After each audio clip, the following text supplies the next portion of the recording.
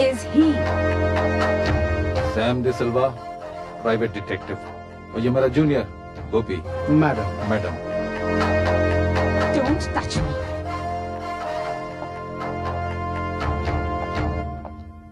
Mister Sam D'Silva, अदालत का वक्त बर्बाद हो रहा है।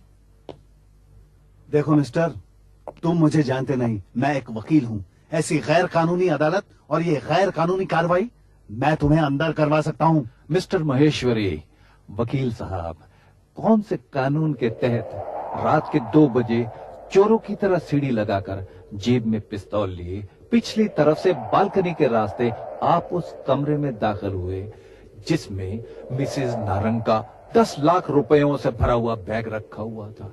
हाँ? गोपी भाई, इनको कुछ कानून समझाओ। सैम, भूत 2 तरह के होते हैं। अच्छा, ये दूसरी तरह वाले हैं, ओ लातों वाले। देखिए मिस्टर, आप आराम से बैठ जाइए, नहीं तो आपको हथकड़ी लगा के बिठाया जाएगा। Thank you. Mrs Sarang, oh sorry Mrs Narang, पिछले साल 4 दिसंबर की रात को आप इसी रेस्ट हाउस में आई थी? हाँ। अकेली? मेरे पति मेरे साथ थे। क्या करने आई थी आप? हम गोवा जा रहे थे, रास्ता बंद था, आज ही की तरह। आज रात तो रास्ता बंद नहीं था, करवाया था हमने।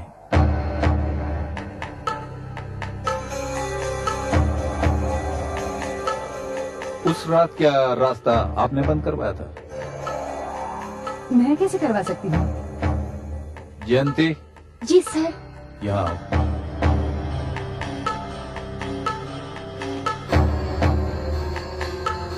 आप इसे पहचानती हैं?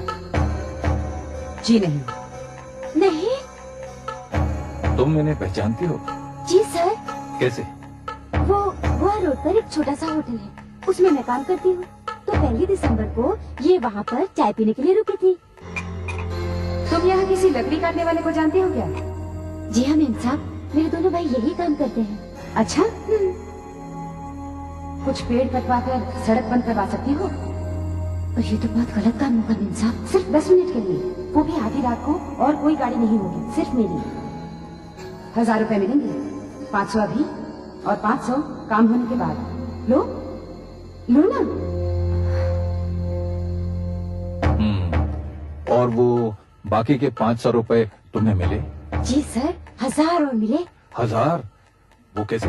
वो ऐसे ना कि जब मैं बाकी के 500 रुपए लेने के लिए इनके पास पहुंची ना रात को, तो इनके पति की तबीयत बहुत खराब थी और इनके पास एक डॉक्टर साहब आए हुए थे, एकदम सफेद गाड़ी में। और उन्होंने मुझसे पूछा कि एक रात के लिए एक मरीज की सेवा करोगी, पूरे 1000 रुपए मिलेंगे। मैंने कहा 1000 रुपए मिलेंगे? तो बोले हाँ। तो बोले लेकिन ये मैले कपड़े उतारने पड़ेंगे, और उन्होंने मुझे ये सफेद कपड़े पहनने को दिए। ओह अच्छा अच्छा। कौन थे वो डॉक्टर? ये मैं? और डॉक्टर? मैं डॉक्टर नहीं, मैं तो वकील हूँ। लेकिन उस रात को तो आपने डॉक्टर का सफेद कोट पहना था।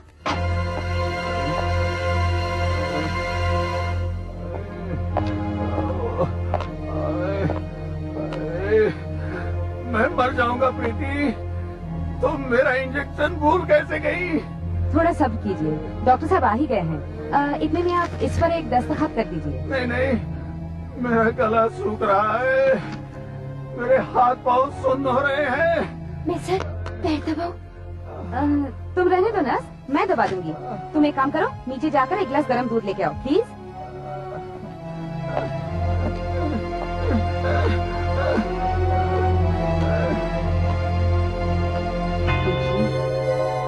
इंजेक्शन चाहिए तो दस्तखत कीजिए।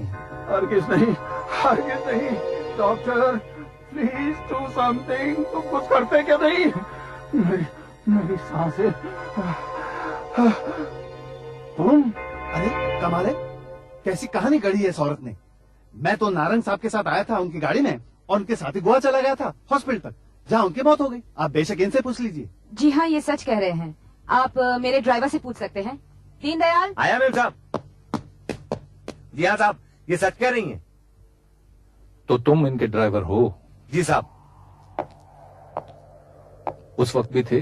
जी हाँ। माली, जी साहब।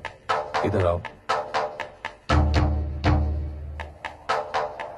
जरा अपना असली रूप दिखाओ। नमस्ते मेम साहब। तुम इन मेम साहब को पहचानते हो? कैसे नहीं, 20 साल तक ड्राइवरी की है अपने मालिक की। तो उस रात ड्राइवर तुम थे या ये था? झूठ बोलता है रामपुर की औलाद, रिश्वत का क्या लगता है? ड्राइवर हम थे साहब, हम लाए थे साहब को और मेम साहब को यहाँ। और ये वकील मुर्दार हमारी गाड़ी में कदापि नहीं था, ये तो बाद में आया था अपनी गाड़ी में। और साहब, इसके हाथ में एक सफेद रंग का चोगा जरूर था। तुमने इससे कोई बात नहीं की? हम काहे मुंह खोलते साहब, जब ये मुंह तो हमारी मेम साहब के पीछे कुत्ते की तरह लगा ही हुआ था। और साहब, जब मालिक ने ही आंखें मूंद रखी हों तो हम काहे मुंह खोलते? तुमने इसको दोबारा नहीं देखा? देखा साहब, देखा।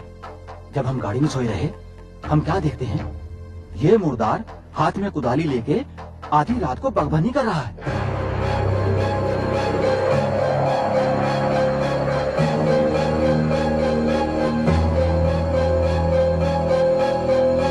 जयंती, तुम पानी लेकर वापस आई? जी, बड़े साहब की सांस उखड़ी हुई थी और ये डॉक्टर साहब मुझे लेकर गाड़ी की तरफ दौड़े। वहां से सांस लेने की मशीन लेकर वापस कमरे में आए। इस ऑक्सीजन मास्क के जरिए आप बिल्कुल ठीक हो जाएंगे मिस्टर नारंग। हाँ, धीरे धीरे सांस लेते रहिए। Keep breathing. ब्यूटीफुल, बहुत अच्छे।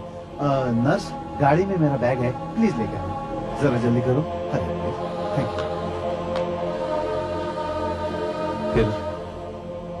फिर तो सर क्या बताएं, स्ट्रेचर पर लिटाकर साहब को गाड़ी में ले जाया गया और हम तो यही रह गए। उनकी सांस कैसे चल रही थी? चल भी रही थी कि नहीं, कौन जाने।